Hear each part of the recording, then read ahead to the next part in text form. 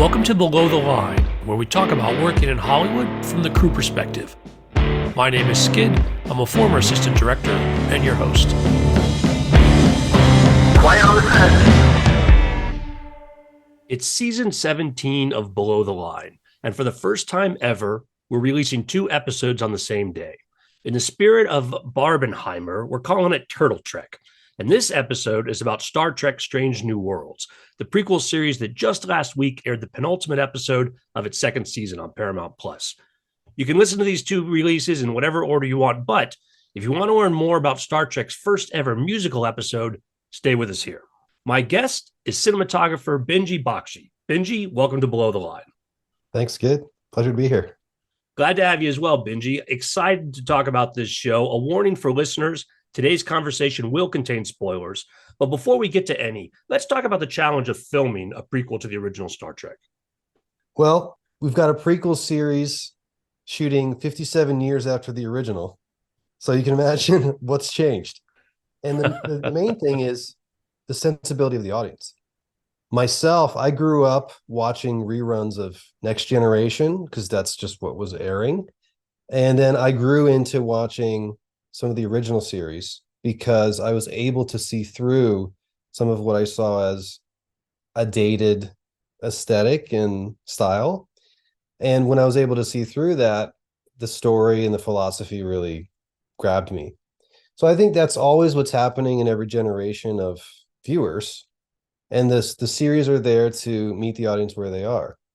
So now we have an audience that's attuned to a serialized approach and expects very cinematic, almost mini movies in every episode. But this series, in order to dovetail into the already existing lineage, goes for an episode of the week approach. Also injected in there is a lot of humor and a lot of, higher paced narrative. So the approach there is to keep the show fun. Something that we talk about is other Star Trek shows recently. They're darker, they're more dramatic and heavier. And our show has white walls. In some ways, light everywhere. As a cinematographer, that's something I strive to fight against, is to create shadow and texture. But overall, the tone of what we're trying to do is keep it energetic, fun, and exciting, and not a requirement for the audience to have seen prior episodes. Talk to me more about the specifics around the style and tone and how you are threading this needle and how that's in service of the show overall. When I first started the show, I started in season 2. So they had established a little bit of their voice. There was big discussions, and also they published a document that really encapsulated the intention of the voice of the show. And they call it Lawrence of Arabia in space. So the instincts of what you might call traditional filmmaking are really, I think, present in this show. We certainly have high energy. We certainly utilize some of the cutting edge tools to keep it entertaining, but the instincts of the storytelling, even down to the writing, are kind of a throwback. So we use very large cameras, anamorphic lenses in a large format capture, and this makes using a close-up a very different approach than shooting in a different way. We really take care with those. We similarly set up our wide shots in a way that tells the story in this sort of traditional style. So we feel like we're shooting it on film, even though we're not, because it's a very VFX heavy show. I think there might be a chance that if it wasn't so VFX heavy, we would. But that's the approach of the show, to try to honor some of the nostalgia without it feeling old. Now, does it slow your shooting day down? Benji, how much time are they giving you per episode on these? Our production schedules are typically 12 days per episode.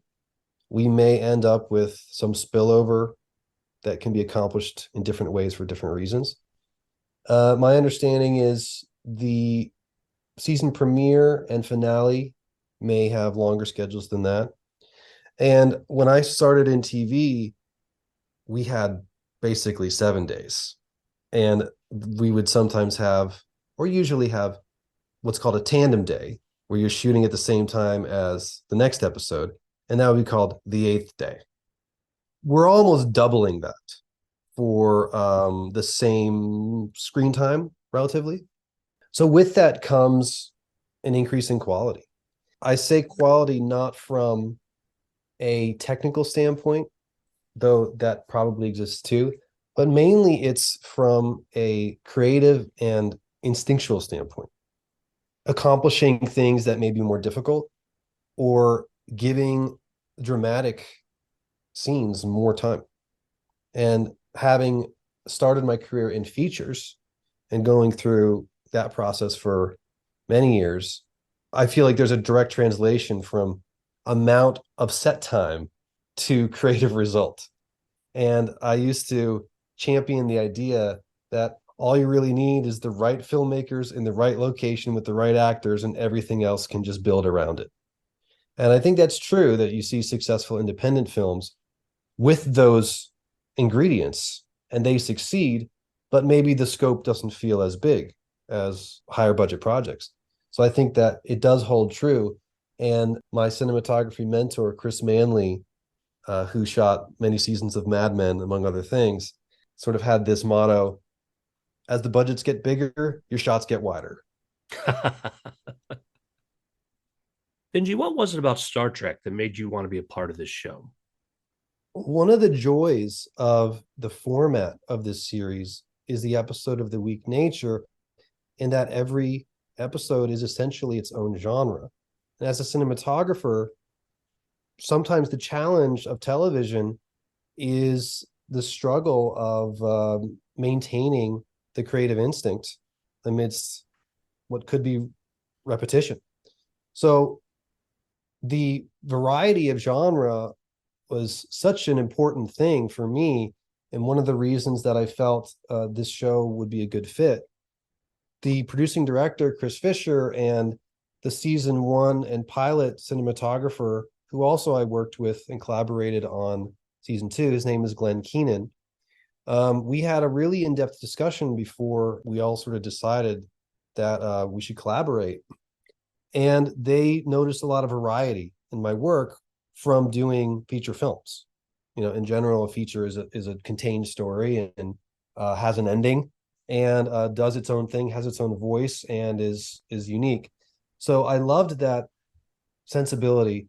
Those are my instincts, and I was assured that that is exactly what they're looking for in each of these episodes, was to be able to have them stand alone. So that's a really amazing thing to do in television, and one of my favorite aspects of the show is being able to make them different.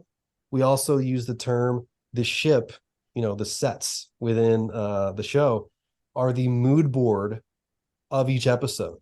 And we have virtually complete freedom to use our own personal instincts and change the lighting and change how we shoot it, as long as we're not breaking a logic to it, like the function of the transporter room, or why does the bridge look like, a carnival, or things like that. We're not going to go that far, but I've absolutely lit the bridge completely differently between episodes and things like that. And it's not to keep myself entertained. It's really to say, as I mentioned earlier, the Lawrence of Arabia in space traditional filmmaking nostalgic approach of let's honor these characters and try to tell the story as simply as possible. We get to really lean into those instincts, and I think the result is improved. Well, Benji, in season two, you were the cinematographer on episodes 2, 4, 6, and 9. Let's talk about each of these to go a little more detail into the genre you were trying to evoke. Episode 2 was Ad Astra per Aspera, and it was the trial episode. I want to start off talking about this episode in the context of collaborating with the director, because the director was Valerie Weiss, and this was our third show collaborating together. And I've only done 3 TV shows. Every single show we've done an episode together. And we first met on The Rookie and realized, having never met prior, that we grew up outside of Philadelphia in a very similar region in a very similar way. And we really developed a great creative bond. So when I joined season 2 of Star Trek, they were still looking for directors, and they asked me, who would you recommend? And my immediate response was Valerie. And she met with the showrunners and a lot of the producers, and they thought she was a great fit. So there we were, both me and Valerie, side by side on our first mutual Star Trek episode ever. So it was a really great onboarding, and we were in a comfort zone to support each other. At the same time, we were both learning similar things. So the episode was really great for me to start my Star Trek career, if you will, because it was a very character driven episode, not very action oriented, as can be the case. They were orbiting outside Earth, a very familiar territory, right? So there weren't the strange new worlds that many episodes Right. bring. That said, it was a really beautiful episode in what it was trying to say. So our job was to sort of rely on those instincts and try to ignore the futurism around us and just focus on the characters. It was a very dialogue heavy episode and a lot of what I would call, sitting in the courtroom and things like that. So how do we make it interesting? And Valerie and I had done this since our first show together, that we break down the story into rules. One of the things about filmmaking in general is, or maybe creativity in general, is that you need constraints. At least I feel you need constraints in order to have a creative approach. This can be the challenge in starting with a blank canvas in an empty studio or a green screen or things like that, which is why traditionally is very frustrating for people. When you go on location and shoot, the locations naturally give you something to work around. So similarly, you want an approach. And we spent a lot of time in the sets that we were shooting, sort of scratching our heads and figuring out, what are these sets telling us about the story that we're telling? And one of the approaches, for example, we had with Rebecca Romaine, who was playing the Una #1 character, that the episode really centers around, is what is her story in this episode? What is her a journey, if you will? It's really about becoming free. There's a spoiler here. At the end of the episode, she reveals that she was the one who turned herself in for this, as we say, crime of being genetically modified, which happened to be her species tradition. So one of the approaches we had was, we wanted Una to feel imprisoned visually. We wanted to put things in front of her or not show her full body unless there were other things obstructing it. In one moment, she's talking with Nira, her legal counsel and friend, who has sort of derailed her trial and put her in the worst position. Nira leaves the room, and Rebecca's left alone for a moment, and then the door slams, and there's a tiny sliver of a window just over her eyes. And that was our visual statement of saying, this is what she's feeling. And when we filmed her in the trial, she's sitting behind a desk. There's a glass railing and things in front of her. And we try to shoot through those elements and create obstruction until she finally stands up and takes the stand, and she's fully exposed. And that's when she reveals all. So things like that were really exciting for us because it was such a interwoven character episode, and also the first chance for us to flex our muscles. Surprisingly, and thankfully, the audience responded really well to it. Courtroom episodes tend to, do really well in Star Trek because the philosophy is such a big part of the series. And some people were saying it was one of the best episodes of the century, if not ever. So that was really rewarding. Next, Benji, let's talk about episode 4, Among the Lotus Eaters. We return to Rigel 7 and the medieval society on that planet. Episode 4, I collaborated with director Eduardo Sanchez, who is famous for directing the Blair Witch Project, among other things. This episode was much more of a thriller, kind of like a psycho thriller. And we do return to this world called Rigel 7, which was famously set up in the pilot episode of the original series. And so this has been a mindfuck for Captain Pike, ever since. And in some ways, this is a big catharsis for the audience because it hasn't really been addressed in the same way for all these decades. So to return to it was a really cool idea, and we had the pressure of doing it justice. So in the concept aesthetically of creating this world, there was a lot of homage to the original artwork of Rigel 7 with this magenta sky and these sort of bombastic, oppressive kind of castle. And also, from a writing standpoint, justifying a really fun and high stakes return to medieval times that because they've contaminated the society with leftover tech because they had to evacuate in a hurry, they're making sure they don't make the same mistake, and they also want to blend in, so they return without any of their weapons or usual tech. So they've got old telescopes and things like that. So it's a great costume party in that respect. But also you're thinking, how are they going to achieve this? Because usually Star Trek relies on its tech in order to pull off their goals. So that was the place to begin our conception of how we're going to capture this. Episode 4 relies heavily on the volume or AR wall, which is the 3D surrounding environment. We had 4 distinct sets shooting on the AR wall, and this was the first time that I had really leaned heavily into it, and also the first time I believe Eduardo had shot on the volume like this. There's a little bit of a learning curve there, but it was really fun. And that's where I realized that shooting on the volume was, to me, just a blast. It was really like we were there. We were in the snowy environment, and I didn't have to wear a parka.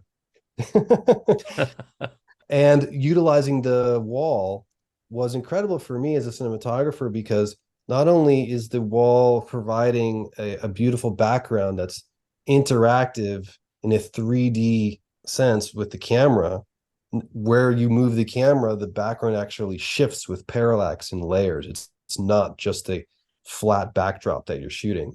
It's not just a matte painting.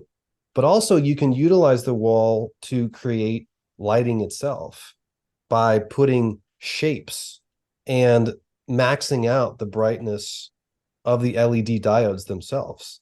So this was a really fun, new, exciting tool for me because what using hardware might have taken us, a long time to do, we could integrate into the actual LED walls. We still use lights on the ground, and anyone who thinks that that will completely go away one day, I think is incorrect, because there's just a reality to lighting ratios that make cinematography what it is. And sometimes lights physically need to be close, and there's really not much you can do about it. So we're always doing that, but to accentuate the world using the LED tools is really incredible. So the approach with the story on episode 4 was there's a ringing in people's ears, and they develop a sort of tinnitus headache, and all of a sudden time is lost. And I think it was a really ingenious success on the writing because they wrote the lack of time. They wrote the moment the ringing happened, and then the moment the ringing stopped and they snapped out of it. And as the audience, you felt the lack of time, which was successful in films like Memento. So when you have such a big mystery, the tension is higher and the mystery really, is seemingly unsolvable to the point where the characters don't know who they are, don't know why they're there, and, don't know what to do. So they have to rely on the deeper instincts of their character. It was a really fun exercise in that. So we had a technique where we would sort of float past the character and do a focus pull and things like that to signify these memory loss moments. And I think it's always great to use the camera to say things. Obviously, the sound design was a big support in that, but we were able to make it experiential for the audience. And I think that was really successful. I'd also like to know about the camera techniques you used for the next episode, episode 6, Lost in Translation, where Uhura is having these hallucinations. And, well, there's a lot going on here. Talk to me about this cinematic approach. Episode 6 was directed by Dan Liu, who came from an editing background, most notably on The Walking Dead. And he has a great sense of what pieces he needs to make a sequence work. Strange New Worlds succeeds when told in a sequence. There are definitely dialogue scenes that need to be covered, if you will. But for the most part, we try not to get shots of people for the whole scene and say we're done. We really want to build a direction in how we present things. So Dan did a great job of that, considering this episode was essentially horror. But he really conceived and was the leader in building the plan for portraying these hallucination sequences. In one of them, the walls are closing in on her. In one of them, she sees essentially a zombie of her past friend, Hemmer, from season 1 in the elevator or turbo lift. And all these things, happening in front of her. And in one particularly complex hallucination, she's sitting in her quarters. The lights turn red, signifying a red alert. So she walks to the bridge where the captain says, "We're being attacked."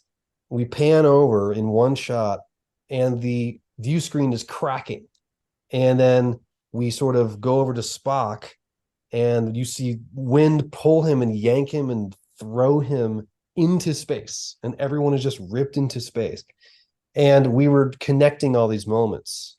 I think there was 2 shots in that whole sequence.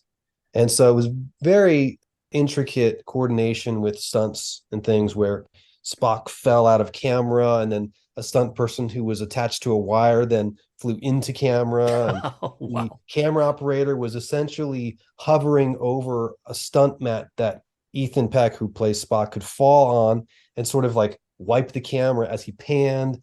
But as we rehearsed it, don't pan too fast because we actually don't want to feel like a whip pan. We don't want to hide anything because all this stuff is actually happening in front of us. So really, I want to give credit to Dan Liu, the director, who was the mastermind in how to achieve all that. And it was a pleasure working with him. That said, he and I really dissected the script in terms of the build up, or maybe we should even say tear down, of the ship itself, the state that everyone was in, and the mayhem that was happening around them.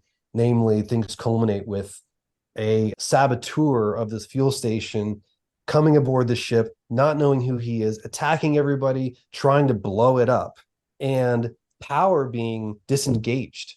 So you have this decline and descent into dark hallways, a murderer on the loose. We're running out of fuel and everything's going wrong. So there were actually moments in that episode that we originally, when we read the script, felt weren't visually low enough. And we, had discussions with the writers. Is there a way we can get to a low power mode? And we were able to sort of influence some of the mechanics of the plot in the sense of justifying a deeper descent. Dan and I broke the script down into a few sections. The happy act 1 sort of setup, and then as things broke down, we went into more dim lighting because they were trying to conserve fuel because they were there at a fuel station. And then as things got crazier, we went to this low power mode and we did some things that we had never done before on this show. And we made that section completely underlit, meaning lighting was coming from below. So there are sort of footlights around all the sets, but they had, I think, been intended for accent, but I was trying to actually utilize them for the illumination of the sets themselves. So we were really riding at the edge of our lenses were wide open, meaning we had to let as much light in as possible, or we were accentuating lights around the floor, trying to give this underlit look. And that was successful in other sci-fi, such as Empire Strikes Back. It was a very underlit kind of movie, and I believe it helps add a sense of dread because things are a little bit unnatural. Usually in television, the directors come and go episode to episode, and it's the crew that maintains the look and tone of the show. With each of these episodes, you've noted how the collaboration with the director had a big influence on the cinematography. I'm curious to hear how that also applied to episode 9, Subspace Rhapsody, which is notable as the first ever Star Trek musical episode. Well, you're absolutely right that television has this sort of revolving door approach to working with directors, which is different from working with features where it's usually one single voice. In episode 9, the musical, the director was Dermot Downs, who comes from a cinematography background, and I could say was sort of a hero of mine as he was breaking new ground with the look of CSI and things like that in the days when television was under more constraints.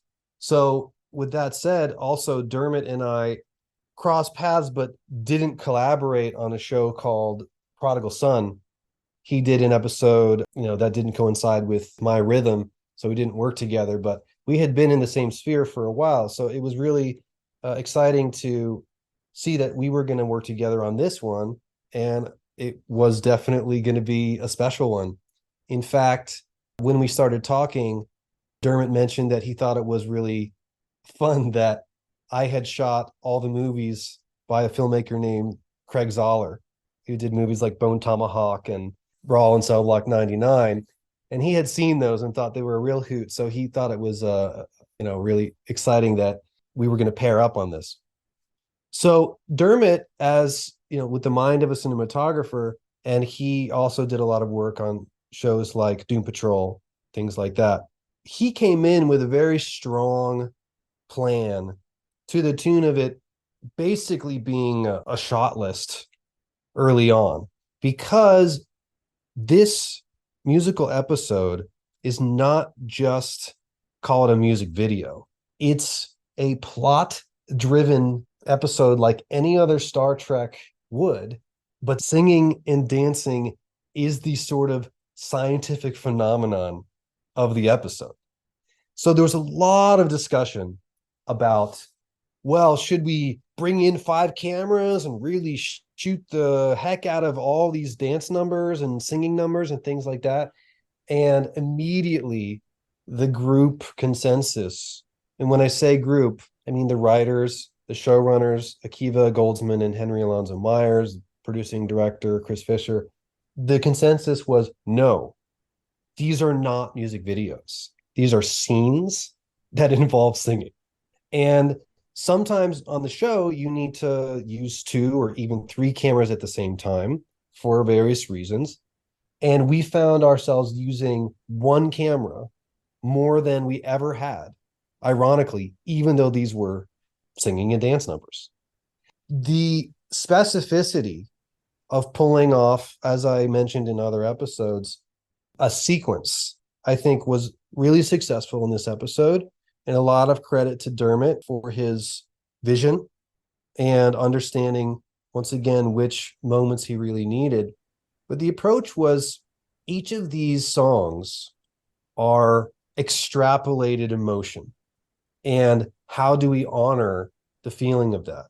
In one of the songs, La'an, who's played by Christina Chong, she's longing for the character of Kirk, who is yet to be captain, who she fell in love with in episode 3 in an alternate timeline and is now experiencing him again in this timeline.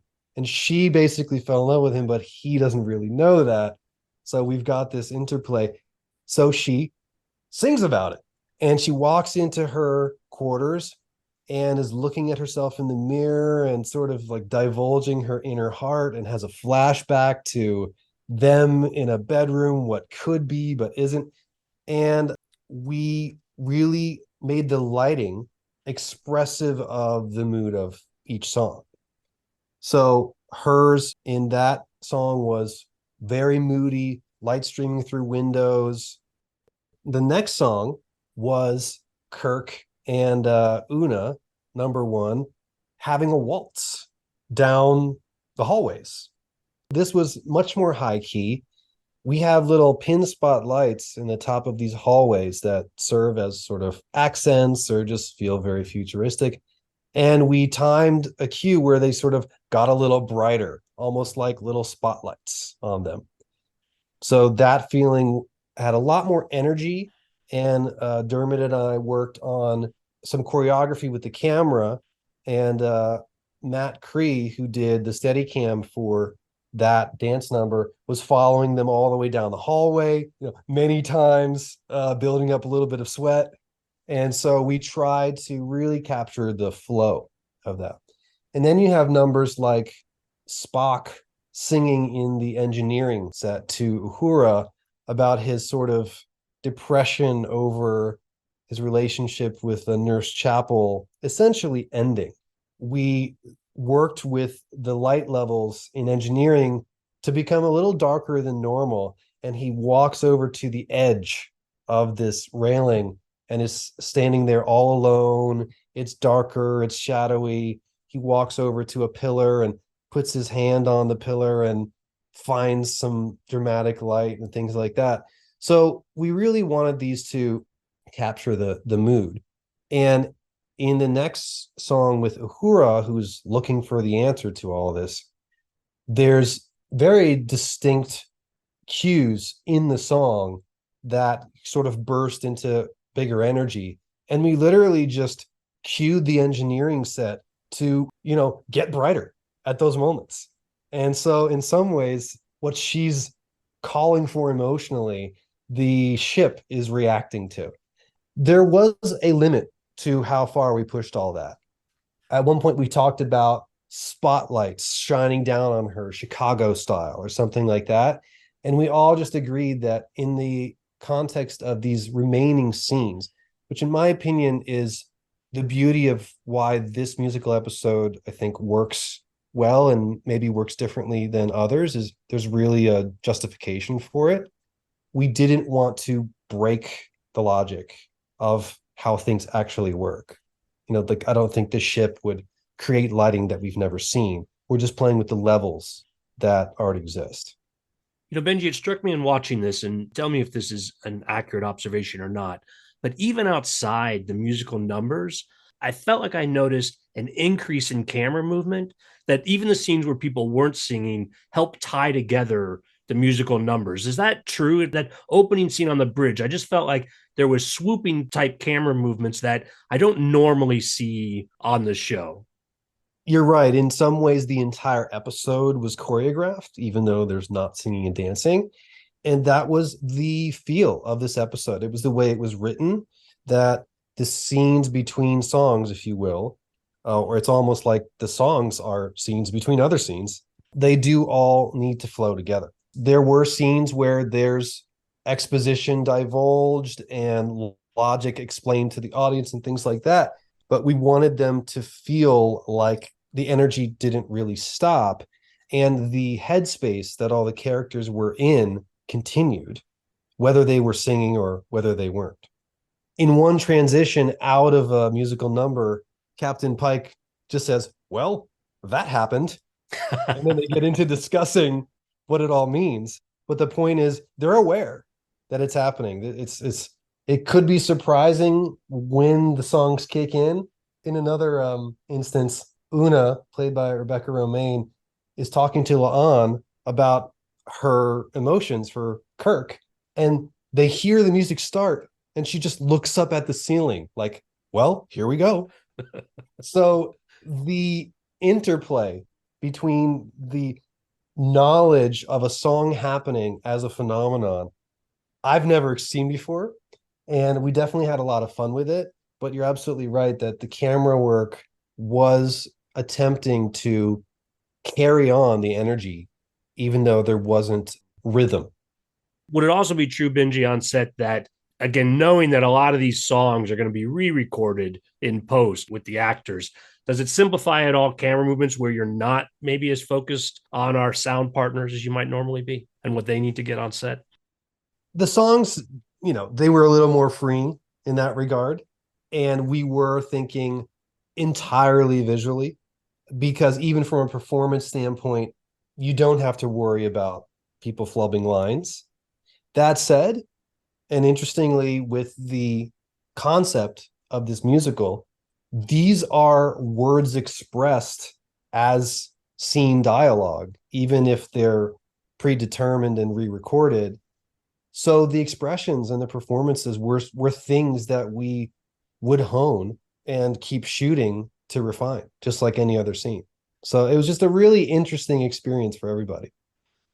I think it's a lot of work to capture the, one might say, whimsical tone of injecting these musical elements into the plot. Was it also fun to do on set, or was this more stress trying to tackle this challenge? It was both. It was a lot of fun with pressure. There were times when the pressure overtook the fun. There were times when the fun overtook the pressure.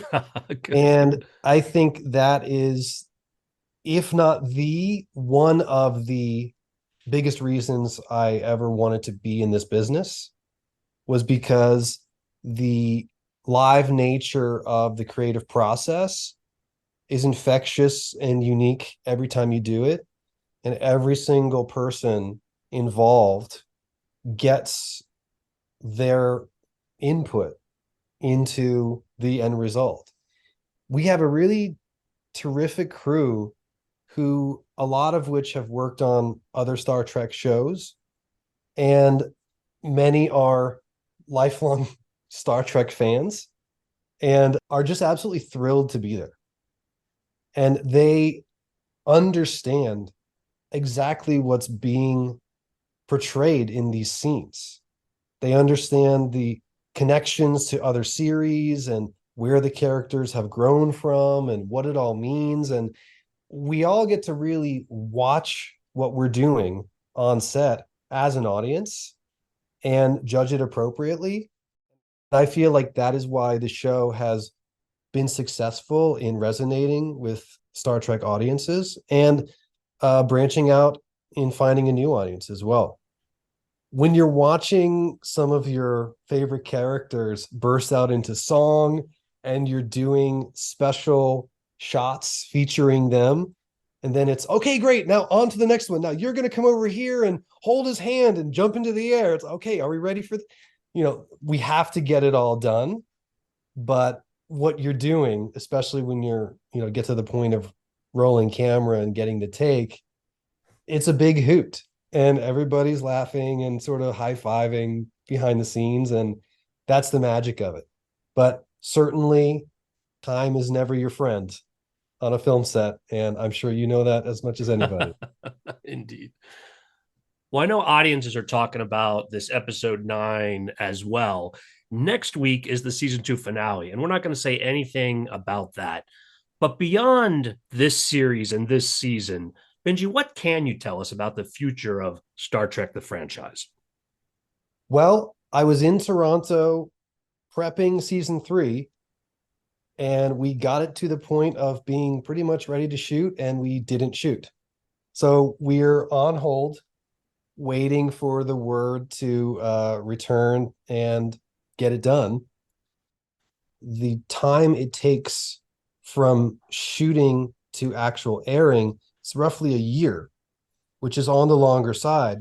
And when we were shooting season 2, we got to about halfway through shooting the season before season 1 ever aired. So we had no validation that what we were doing was even working. And it turned out that the audience loved it. So all of a sudden we thought, well, we're not going to do anything differently, but boy, it's a good thing that our instincts are working. So let's keep going with them. And that's exactly what's happening between season 2 and 3, is that we didn't get a chance to shoot any of season 3 until after season 2 aired.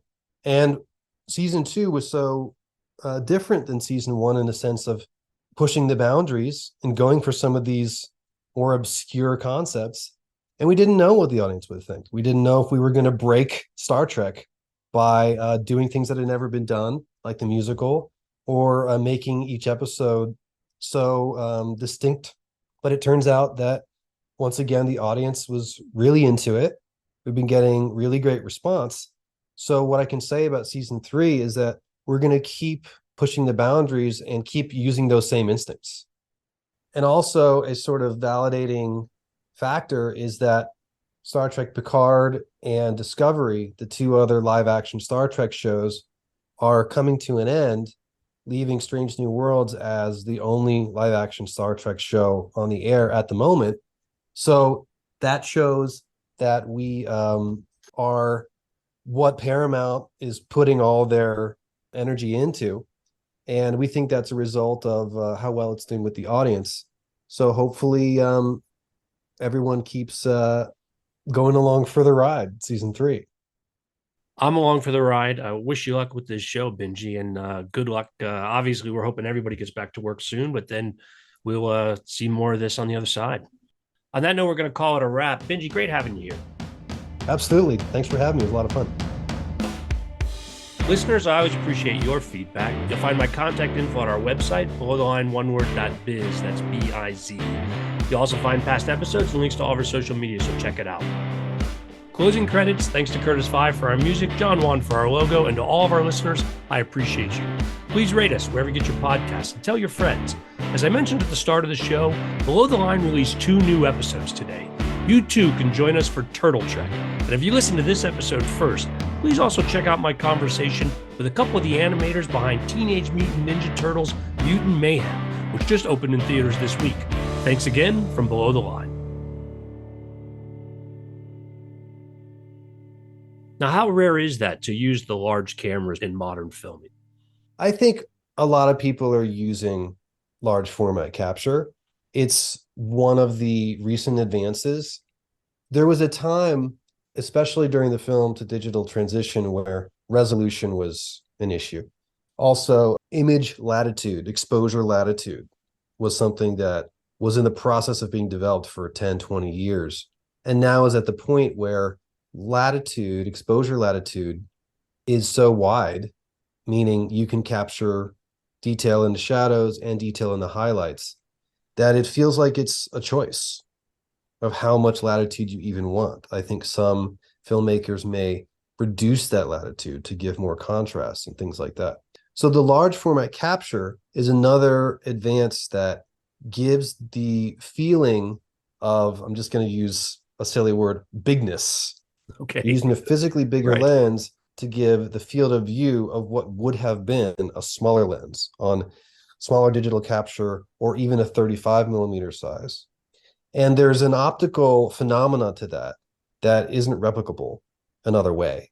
So the move to large format, and we're taking it even further, and we may be one of the fewer shows that's combining large format capture with anamorphic capture, which basically stretches the image horizontally and gives you that cinematic wide frame.